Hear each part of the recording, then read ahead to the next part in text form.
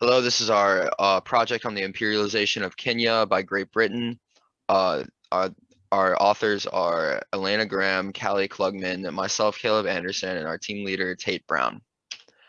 First up is the rationales of the imperialism. First would be Rudyard Kipling's poem, The White Man's Burden, which is a satirical poem about how European countries would sort of cure the African countries exploiting the sort of racist ideas that they used to justify imperialism. The second would be Evidence and Memoranda, which is a government document from the Kenyan government about how the British wanted to divide and preserve certain types of land in their favor. And lastly, our last point is social Darwinism. This cartoon shows England grabbing and strangling many territories and nations. They did this for power, money, and out of competition.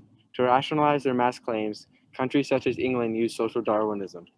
This is the idea of natural selection that the most powerful are to take over their weaker counterparts.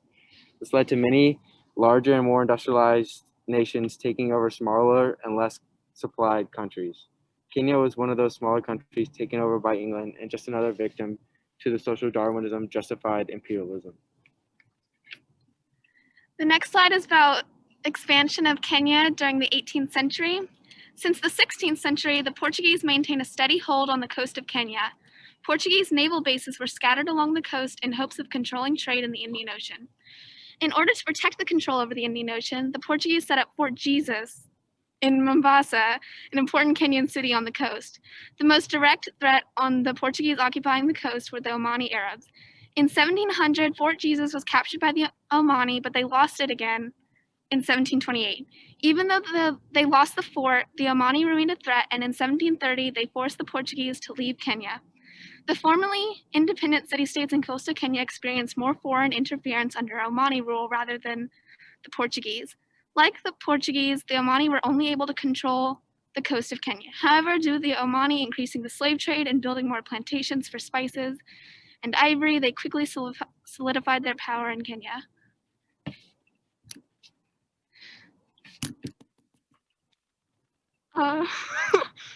Okay, the next slide is about state expansion in 19th century.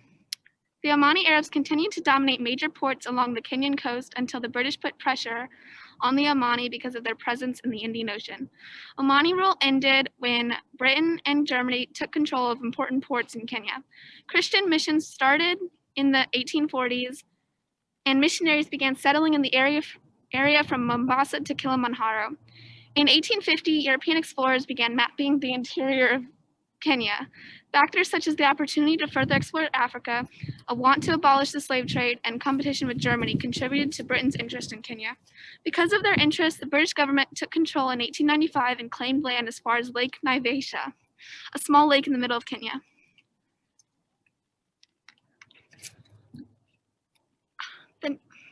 The next is state expansion of Kenya in the 20th century. In 1902, the Kenyan border was extended to Uganda, giving some of the area surrounding Lake Victoria, the biggest lake near Kenya, to Kenya.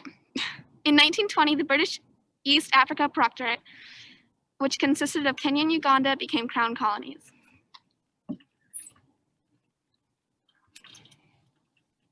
Uh, 6.3, Indigenous responses to state expansion. Unrest amongst the Kenyan people grew as they did not like the rule of the Imperial British East Africa Company. This led to many groups being made, most notably the Young Kikuyu Association in 1921 and the Kenya Africa Union in 1944. Both of these organizations worked to better the lives of the people. Both were subsequently banned. They were subsequently banned by the British, the Kyuku in 1940 and the KAU in 1953. This gave a rise to new rebellions in Kenya. This is the Mau Mau Warriors Oath, which is essentially a primary source, really just kind of defining the nationalism of which I will delve into on the next slide. There were 70 plus ethnic groups in Kenya. The main one we'll be focusing on is the Kikuyu, which is where they sort of united under, which is displaying that nationalistic sort of view.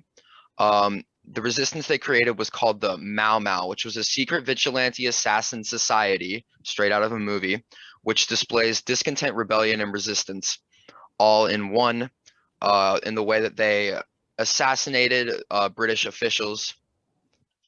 This is a video sort of explaining how the British were in power.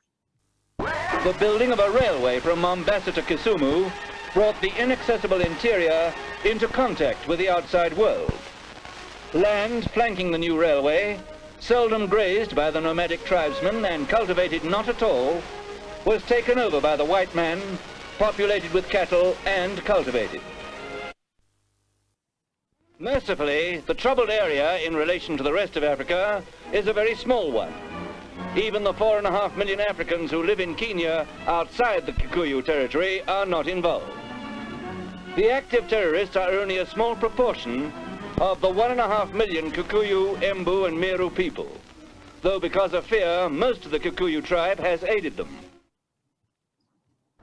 It was not surprising that they envied the Asiatics and whites' higher standard of living, and as the city grew, so grew resentment. Further discontent was smouldering among the elders in the tribal reserves, who resented the white man's interference with their more barbaric customs and the intrusion of his ideas into the life of the tribe. That source sort of goes through how Britain was the power group, et cetera, sort of on that. They're the authority figure in Kenya and the ones who are being rebelled against. This next is about Kenyan coffee. Essentially, it's the sort of process of Kenyan coffee. First, you go through extraction.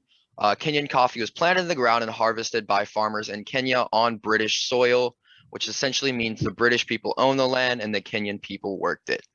It was refined in mills through a process called curing, which is essentially cleaning and peeling the coffee when you break it down to its smallest terms. Then you have the transportation. Kenyan coffee was shipped by ocean liner to Europe, mainly ocean liner, but also on smaller sort of migration ships. Manufacturing, like I said, it was refined in a mill and then it was distributed. The order in which steps 2 through 4 took place varied based on the time period, depending on when the mills were built in Kenya. The first mill in Kenya was established in 1923, but coffee was there since 1893. The sale of Kenyan coffee actually appeared to be much of a feat in Britain due to the fact that the British were very, very stingy with their coffee. They didn't want to spend more money on, even though it was more quality, they didn't want to spend more money, but then they sort of realized they can make more money through these ads that were plastered all throughout Britain.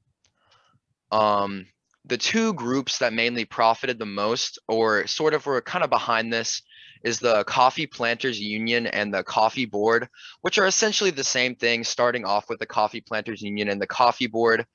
This source down here kind of goes through the entirety of coffee and the entire change and evolution, as it says, and goes through the evolution of those two groups, essentially explaining how they wanted to make as much money as possible off of coffee. And then this here is another source sort of going through, this is the bulleted version of it, essentially saying that Kenya was running off of coffee exports. This is a big thing about how a coffee embargo was heavily impacting the government and how they wanted to lift it as soon as possible. In the early 1900s, ivory was one of the biggest exports from Kenya, or the East Africa Protectorate at the time. At around the same time, the government decided to ban the obtainment of ivory on account of cruelty. This rule was only passed to citizens of Kenya, and it was also explained that any ivory that was obtained in Kenya would become property of the government, meaning that Great Britain's established government in Kenya was the only group that could profit off of ivory found there. And the source on the right just basically says that. One of Great Britain's biggest reasons for colonization was the abundance and quality of Kenyan coffee. After Kenya was colonized in 1895, Great Britain made it so that citizens of Kenya could no longer drink coffee that was locally produced, and all of it was forced to be exported to maximize economic gains for European citizens. In addition to forced labor on plantations like the one seen above of Kenyan people, including the Kikuyu group, there were also taxes on these people which further deteriorated living conditions in this area.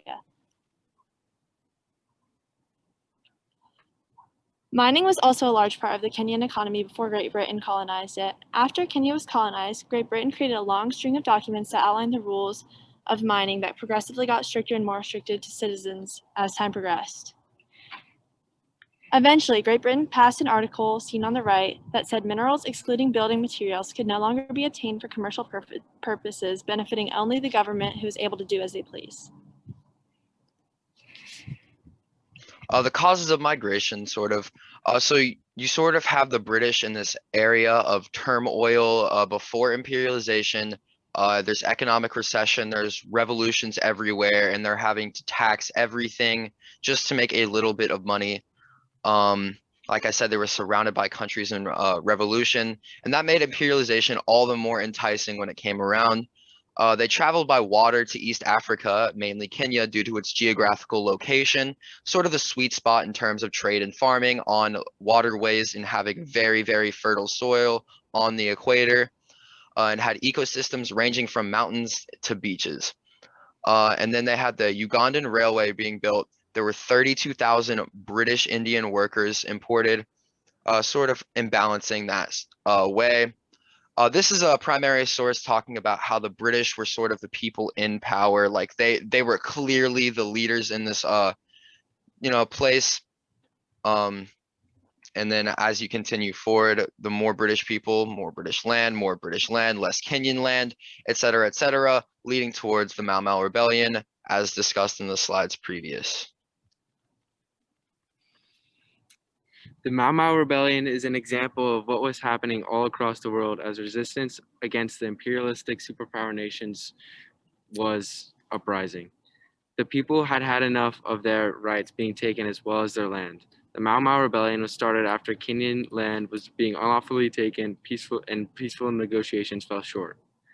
This left the ethnic groups of Kenya no choice but to revolt after years of being treated terribly and being put into detention camps. This became a constant power struggle, and the imperialistic nation taking advantage of the weaker colonial nation for the resources of land was always the case. These countries were able to eventually get power, and they are still countries to this day, such as Kenya. The first map shows the Europe-controlled Africa, with nearly all of Africa ruled by a European nation. The map on the right shows what Africa looks like now, a bunch of separate countries not under the control of anybody but themselves. The mass rebellion of countries, not only in Africa, but across the world in the 18th century, is the cause of the freedom. These rebellions led to independence for many weaker countries and allowed them to become free of imperialistic rule. And these are all of our sources for that. Thank you.